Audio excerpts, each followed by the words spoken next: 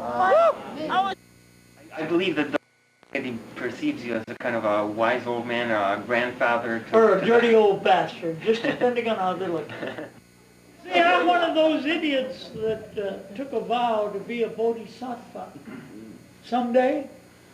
And a bodhisattva is one that, regardless of their having found their way to enlightenment, come back incarnation after incarnation, so that every living human on the planet comes to enlightenment. And look, none of them are saints, and God knows I'm not. In fact, after listening to a couple of my talks, that's why the peer decided I was a Madzu. Peer Vilayat Khan, you mean? I said, can they use a Madzu in a Chisti order? He said, sure. I said, well, then I'd like to be initiated as a Madzu. He said, initiated as a Madzub? You're a Madzub now. So, yes, I noticed Jalaluddin Loras at a certain point, the head of the Mevlevi order, started calling you Murshid. Well, one guy has made me a Murshid in the Sirs, but I don't lay any claims to any of these things. Mm-hmm. I claim I'm just a guy named Joe, and finding out things about life and trying to share them with other people. So maybe it'll shorten their journey to getting a little better understanding of things. So you don't like to be considered a teacher, a guru, or... No, and there was one guy that claimed I was a Swami, too. Says, you've been a Swami for years, Swami Joe. And I said, all right. But the thing is, if you got the group listening to you and they like it and they get something out of it, right away they want to make you an honorary Fatsakatsa in their particular deal so that you'll be just tied to that, see? I ain't tied to anything. I'm a freewheeling American. All right. And I expect to keep it that way. The only reason I joined the Theosophical Society over 50 years ago that they didn't try to put anything like that on you. Mm-hmm. You could think or believe as you wish. Somebody said, what particular group do you belong to? I'd just say, well, I guess I belong to the largest organization in the world. I say, what's that? And I say, humanity. And we're all paying our dues by our living.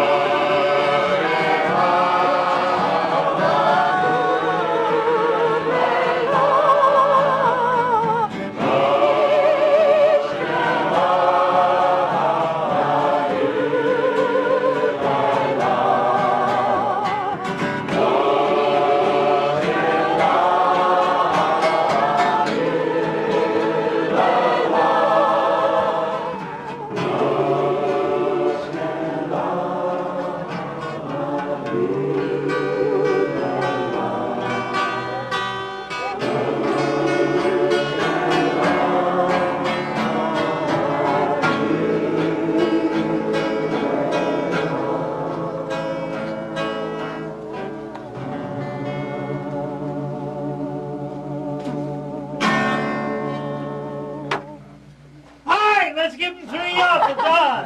Yeah, it's on.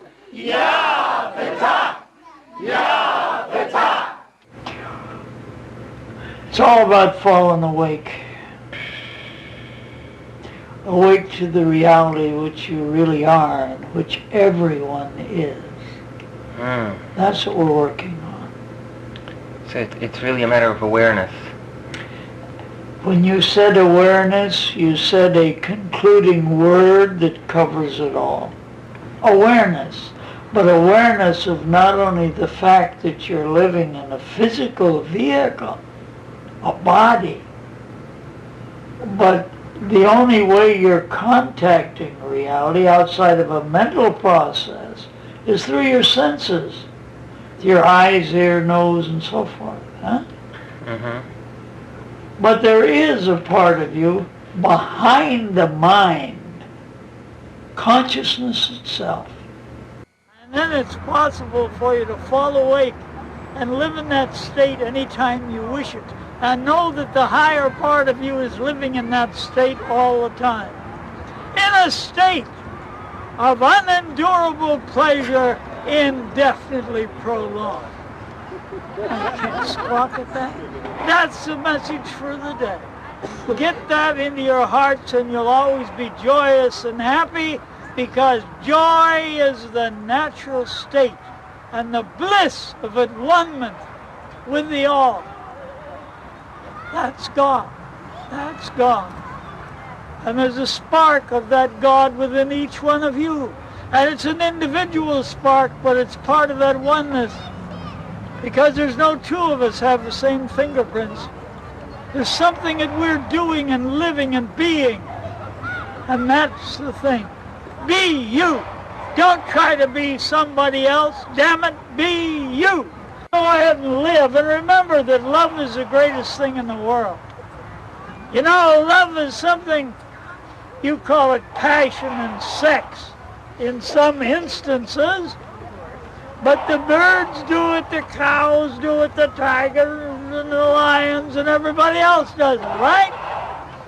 And remember that ananda that you feel there, that great bliss, that's just a touch of what you can be living in your consciousness all the time. Where if even a jerk like me can do it, you can do it. By a gentle indrawn breath with no thought, your whole body will be filled with ecstasy. You'll just feel it. You can get more stinking from thinking than you can from drinking, but to feel is for real. Well, that feeling that you get there is not a selfish, possessive feeling. It's just the feel of the love of God. By straight logic, you can never come to it. So therefore, how much you go to churches, whatever name you call the Creator, pick out anyone you want. There are natives in different parts of the world that have made a hunk of stone or a twig or a rock their reality. But if it helped them get in tune with that which is within them, that's the important thing. If you really want to do some meditation, you can't do it. You can't really meditate and even get anywhere near samadhi or anywhere near the reality as long as your subjective side of your being is still busy. You have to be still. You have to be very still. And that isn't new to Sufism. After all, the good book says, be still and know that I am God. Know that you are God. Each and every one of us has that spark of immortality within us. Each and every one of us in reality was never born and will never die. It's all within each one of us. We lived hundreds of lives before and will probably live hundreds of lives from now on. But in the meantime, let's see if we can't get graduated out of this human kingdom. Let's see if we can't get graduated to a little higher level and dig what it's all about. That don't mean that you still can't function here. God knows you're needed. This is a school. Life is a school. Whether we like it or not, it is a school.